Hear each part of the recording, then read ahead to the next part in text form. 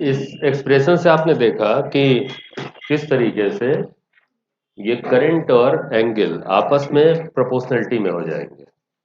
और ये इसलिए क्योंकि ये क्वांटिटी कांस्टेंट है और जो कि गैल्वेनोमीटर की प्रॉपर्टी है। इसे गैल्वेनोमीटर कांस्टेंट बोलते भी हैं। प्रॉपर्टी मैंने ये बताया कि ये है, देखो इसमें ये जो क्वांटिटी स्प्रिंग से संबंधित है जो उसे रोकेगा डिफ्लेक्शन से, और ये जो क्वांटिटी है वो उस टॉर्क से संबंधित है जो उसे डिफ्लेक्ट कराएगा। तो ये पूरा का पूरा जो क्वांटिटी है ये गैल्वेनोमीटर के अपना जो इसमें जो पार्ट्स यूज हो रहे हैं उनसे संबंधित है। आई प्रोपोर्शनलिटी में होने से थीटा के या थीटा आई के प्रोपोर्शनलिटी में calibration on the scale is uniform. ठीक, यूनिफॉर्म कैलिब्रेशन यहाँ दिख भी रहा है, ये बराबर बराबर डिस्टेंस पे ये दिख रहा है जो कैलिब्रेशन से। ठीक, अब आती है बात यहाँ पे, ये तो कैलिब्रेशन से संबंधित बात होगी, क्यों हम लोगों ने रेडियल फील्ड यहाँ पे क्रिएट की थी, उसका रीजन ये था। अच्छा, अब चूंकि ये दोनों टॉर्क बैलेंस कर लिए तो उससे रिलेशन भी आ गया। अब एक बहुत इंपॉर्टेंट टर्म आता है जो लगभग सभी इंस्ट्रूमेंट में डिफाइंड होता है, वो है सेंसिटिविटी। ये क्या होती है? अब सेंसिटिविटी मैं आपको यहाँ पे बता रहा हूँ, देखिए ध्यान से सुनिएगा। सेंसिटिविटी हर इंस्ट्रूमेंट की जो इस तरीके से जिसमें पॉइंटर लगा होता है और किसी फिजिकल क्वांटिटी को नाप रहा है, उसमें सेंसिटिविटी क्यों डिफाइंड होती है? असल में हर इंस्ट्रूमेंट की अपनी रेंज होती है मेजरमेंट की। जैसे मान लें हम कोई गैल्वेनोमीटर या मीटर बना रहे हैं, जो भी गैल्वेनोमीटर ही ले लें, तो करंट मेजरमेंट के लिए है। तो आप जरा से ऐसे सोचो कि एक गैल्वेनोमीटर हमने इस्तेमाल किया बड़ी बड़ी करंट पढ़ने के लिए।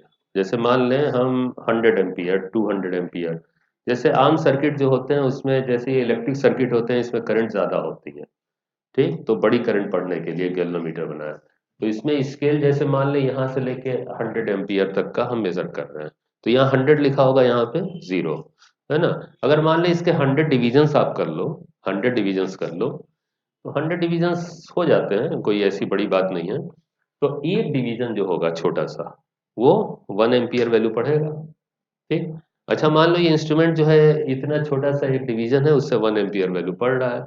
अगर हम इसी को इलेक्ट्रॉनिक सर्किट में यूज कर लें, इलेक्ट्रॉनिक सर्किट में बहुत डेलिकेट सर्किट होते हैं ना, तो उसमें करंट मिली एम्पियर में होती है।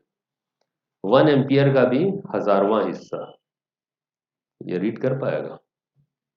1 मिली एम्पियर की करंट पड़नी, हम तो कह रहे हैं कि 1 एम्पियर की जगह आप 1/10 एम्पियर कर लो। अब एक डिवीजन का 10वां हिस्सा, चलो वो भी ठीक है, 100वां हिस्सा कर लो, ये तो मिली एम्पियर है, हजारवां हिस्सा है, ये पढ़ पाएगा?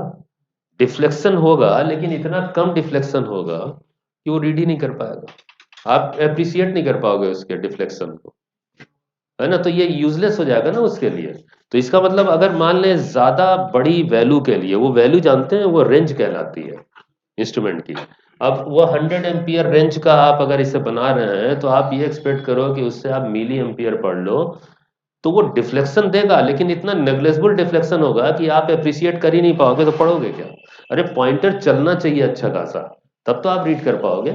अरे स्केल जब आपने पढ़ा था, जब पढ़ा रहे थे हम आपको मेजरमेंट में, तो है कि ये सिंपल सा स्केल है, इसमें 1 mm तक आप पढ़ लेते हो। अब 1 mm के बाद उसका 10वां हिस्सा पढ़ना है, तो फिर उस स्केल से पढ़ पाओगे 1 mm के 10वें हिस्से को? नहीं कर पाओगे ना। तो फिर मान लें जैसे छोटे मेजरमेंट तो फिर ना किया जाए क्या? तो वो तो भी तो करना है ना। तो छोटे मेजरमेंट को करने के लिए तो हमें कुछ डिजाइनिंग बदलनी पड़ेगी ना इसकी। हमें ये रिक्वायरमेंट होगा, जैसे मान लें हम 1 एम्पियर पढ़ना चाहते हैं सपोज, 1 मिली एम्पियर पढ़ना चाहते हैं, तो यार कम से कम जो है 1 मिली एम्पियर के हिसाब से 100 मिली एम्पियर के रेंज का बनाया ना। 100 एम्पियर नहीं, 100 मिली एम्पियर। अब ये बताओ कि इतनी छोटी सी करंट को पढ़ना है, अब अच्छा खासा डिफ्लेक्शन चाहिए, तो स्पष्ट हो गया कि ऐसा इंस्ट्रूमेंट हमें बनाना पड़ेगा जिसकी सेंसिटिविटी ज्यादा हो। महसूस करो सेंसिटिविटी। सेंसिटिविटी का मतलब क्या होता है? जरा सी भी करंट को पढ़ ले, थोड़ी सी करंट में अच्छा खासा डिफ्लेक्शन दो। हम 1 मिली एम्पियर चाहते थे ना, हम क्यों नहीं पढ़ पा रहे थे बताओ? डिफ्लेक्शन मिल नहीं रहा था। तो हम ऐसा इंस्ट्रूमेंट डिजाइन करें जिसमें 1 मिली एम्पियर पे भी ठीक ठाक डिफ्लेक्शन हो जाए, जिससे हम उसे रीड कर पाए। लेकिन एक बात है, अगर आप 1 मिली एम्पियर के लिए इंस्ट्रूमेंट बनाओगे तो उसकी रेंज ज्यादा नहीं मिलेगी।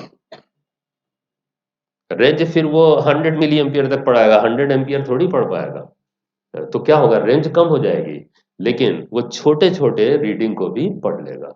अगर वो छोटे रीडिंग को पढ़ सकता है तो ऐसा ही इंस्ट्रूमेंट हाई सेंसिटिव इंस्ट्रूमेंट कहलाता है।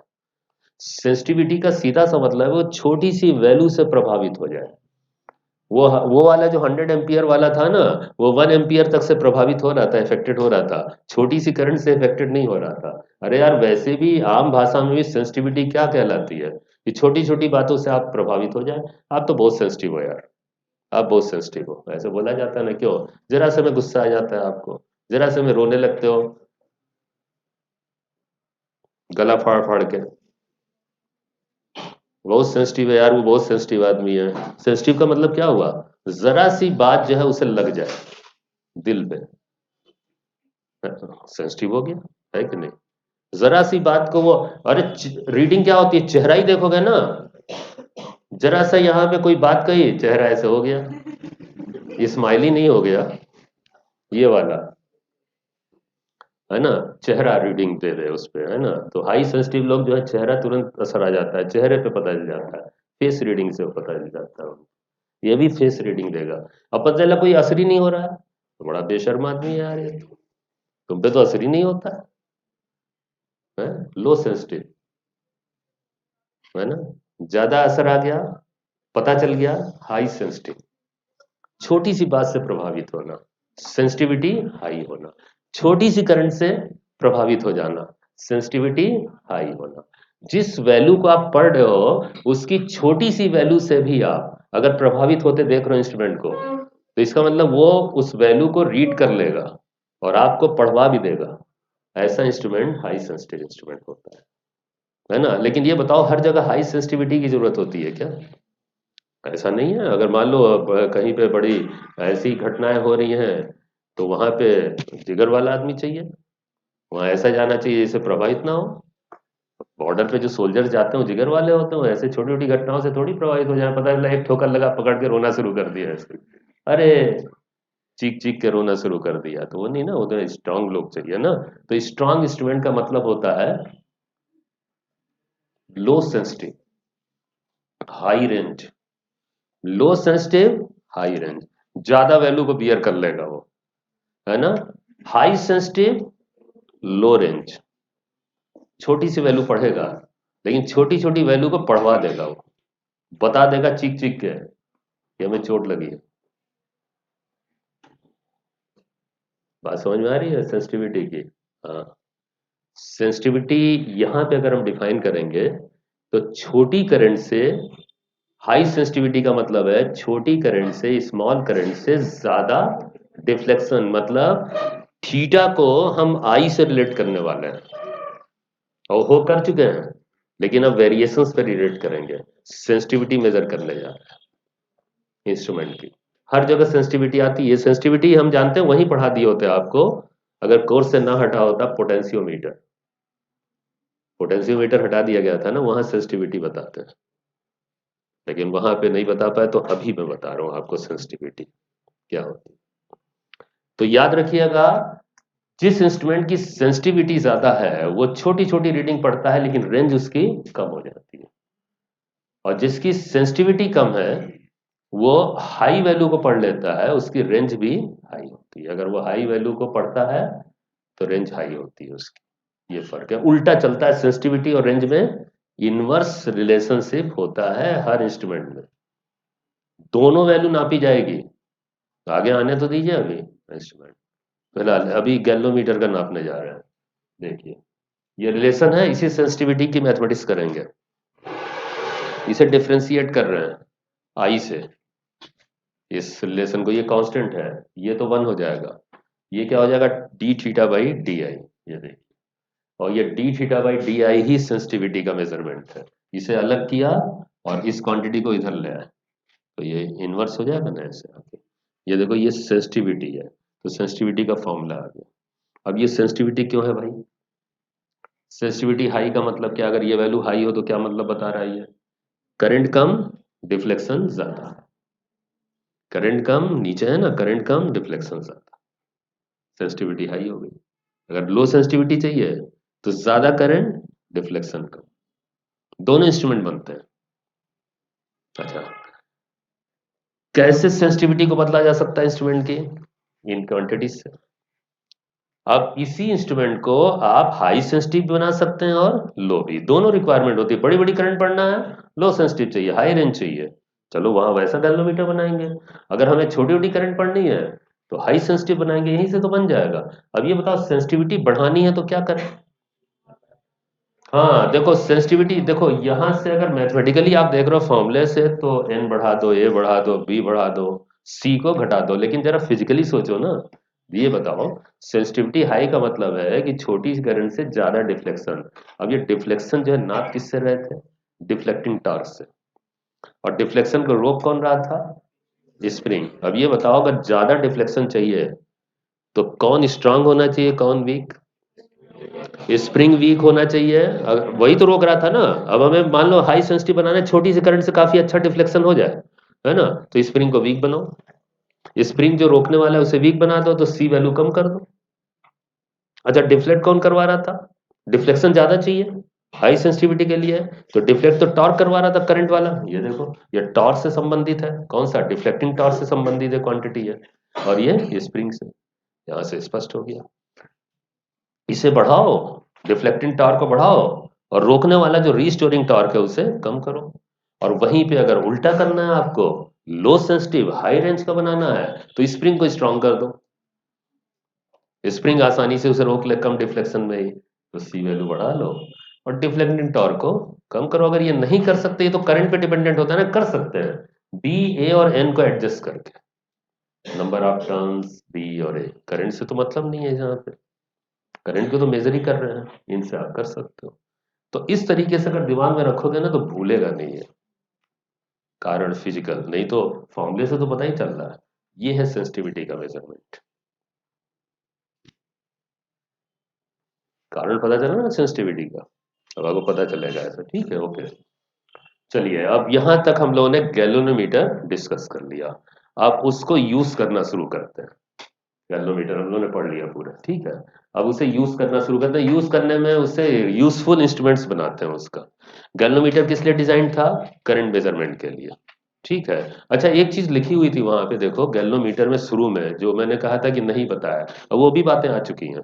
अगर आप अपने नोट्स में जाओ, वो शुरू वाले 2 पॉइंट आए थे, वो सारी बातें आ गई हैं। तो उसमें लिखा हुआ था, एक टर्म लिखा था कि हाई सेंसिटिव होता है। गैल्वेनोमीटर हाई सेंसिटिव होता है, वो छोटी सी करंट उसकी रेंज होती है। जनरली वो जैसे 0.01 0.001 एम्पियर के लिए बनता है, ठीक है, मान लें। लेकिन मैं यहाँ पे क्या कर रहा हूँ, गैल्वेनोमीटर हम लेके चल रहे हैं 1 एम्पियर रेंज का, जिससे जरा समझने में आसानी होगी आपको। मान लें ये सबसे कम रेंज है, गैल्वेनोमीटर की रेंज जो है जितने भी इंस्ट्रूमेंट होते हैं उसमें सबसे कम होती है, बहुत सेंसिटिव इसीलिए माना जाता है इसे। ये अलग बात है, इसकी रेंज हम बढ़ाएंगे अभी। रेंज बढ़ाने के बड़े आसान तरीके हैं। जब गैल्वेनोमीटर की, अच्छा ये बताओ, ये गैल्वेनोमीटर जो तुम्हारे सामने, ये एक सिंबॉलिक पिक्चर है ये, इसमें ये गैल्वेनोमीटर को रिप्रेजेंट कर रहे हैं, ठीक है। ये जी वैल्यू दो चीजें दिखाता है, एक तो गैल्वेनोमीटर बता रहा है और साथ साथ इसकी अपनी रेजिस्टेंस वैल्यू होती है, जी से लिखते हैं। ये वो स्केल है जिसपे पॉइंटर चलेगा। ये पूरा रेंज दिखाया जा रहा है, 1 एम्पियर तक की करंट को ये पढ़ता है, ठीक है। ये, अब इसमें यह है कि जैसे 1 एम्पियर तक की करंट को पढ़ेगा। अब अगर हमें इसे, इसका रेंज बढ़ाना हो, हमें 100 एम्पियर की पढ़नी है, 1000 एम्पियर, 10 एम्पियर पढ़ना है, तो इसमें जरा सा काम करेंगे, ये बन जाएगा। और जानते हैं, जब इसकी रेंज बढ़ा देंगे तो जानते हैं ये क्या कहलाएगा? गैल्वेनोमीटर नहीं कहलाएगा, फिर अमीटर कहलाएगा। अमीटर हम अपने हिसाब से बना सकते हैं, ये रिक्वायरमेंट ये होता है। तो अभी अमीटर पे भी आते हैं, लेकिन पहले गैल्वेनोमीटर में कुछ टेक्निकल बातें तो आपने सीख ली। कुछ टेक्निकल टर्म्स जो आते हैं वो जरा आप एक बार और पढ़ लीजिए। इसमें ये है, इसका ये मतलब है कि जब इस गैल्वेनोमीटर में 1 एम्पियर की करंट आप पास करवाओगे तो पूरा डिफ्लेक्शन होगा। चलो, इस 1 एम्पियर को क्या लिखा जा रहा है जरा देखो, पढ़ो। इस करंट को 3 तरीके से बोला जा रहा है, 3 ways। सब समझ में आ रहा होगा। Maximum current that can be passed through the galvanometer. भैया इससे ज्यादा मत पास कराना, क्या हो जाएगा बताओ? ब्रेक हो जाएगा, यस, टूट जाएगा, क्योंकि स्प्रिंग रोक रही है ना। अब आप मैक्सिमम टॉर्क दे दियो, स्प्रिंग यहीं तक बियर कर सकता है, इससे ज्यादा करंट पास करवाएंगे तो डिफ्लेक्टिंग टॉर्क तो बढ़ेगा, स्प्रिंग संभाल नहीं पाएगी, ब्रेक हो जाएगा, बेकार हो जाएगा ये। कभी भी किसी भी इंस्ट्रूमेंट में बिना किसी स्पेशल अरेंजमेंट किए आप कभी भी उसके रेंज से ज्यादा करंट मत पास करवाइएगा, उसके लिए डैमेजिंग होगा, इसीलिए रेंज डिफाइंड होती है, ये भी कारण है। तो वही मैक्सिमम करंट लिखा गया है। इसके अलावा क्या लिखा हुआ है, current for full scale deflection, ये बहुत पॉपुलर है, ऐसे बोल देता है एग्जामिनर। ये क्या मतलब हुआ, अरे फुल स्केल ले लिया उसने, इसीलिए वो है फुल स्केल डिफ्लेक्शन वाला बोला गया। और रेंज तो हम बोल ही रहे थे तब से, रेंज पूरा जितना वो मैक्सिमम पढ़ सकता है उसे रेंज बोलते हैं, तीन तरीके से बोलते हैं इसे। ठीक, दूसरा ये जी जो मैं बोल रहा था ये क्या है, ये कुछ और नहीं है, इसे रेजिस्टेंस बोलते हैं कॉइल का। वो जो कॉइल वाइंडिंग लगी थी ना उसका रेजिस्टेंस भी ऐसा है भाई कि किसी भी इंस्ट्रूमेंट को जब आप एक्सटर्नल सर्किट में लगाएंगे किसी सर्किट में, तो उसका अपना रेजिस्टेंस होता है। अमीटर है, वोल्ट मीटर है, गैल्वेनोमीटर, आप जब लगाओगे तो जानते हो थोड़ा सर्किट को प्रभावित करता है भाई, एरर जरूर क्रिएट करता है, क्योंकि उसका अपना रेजिस्टेंस आ जाता है, तो लेना पड़ता है ना, उसे कंसिडरेशन में लेना है। तो ये गैल्वेनोमीटर का रेजिस्टेंस है, जी से रिप्रेजेंट करते हैं। ठीक, इसे जरा जनरलाइज कर देते हैं, जनरलाइज करने में ऐसे लिखा जाता है इसे, वो गैल्वेनोमीटर की रेंज जो है वो आई जी लिख दिया। अरे यार पता नहीं कितनी रेंज हो, हम तो 1 एम्पियर का लेके चल रहे हैं, कुछ भी हो सकता है कम, आईजी ले लिया। तो इसका मतलब है कि इसमें जब आईजी करंट पास करवाओगे तो ये पूरा डिफ्लेक्शन होगा। IG is the maximum current of galvanometer या रेंज ऑफ द गैल्वेनोमीटर, या फुल स्केल डिफ्लेक्शन वाली करंट। वही फिर से लिख के आ रहा है, देख लीजिए आप, दिमाग में बैठ गया गैल्वेनोमीटर, ये एक सिंबॉलिक तरीका इसे सर्किट में दिखाने का। ठीक।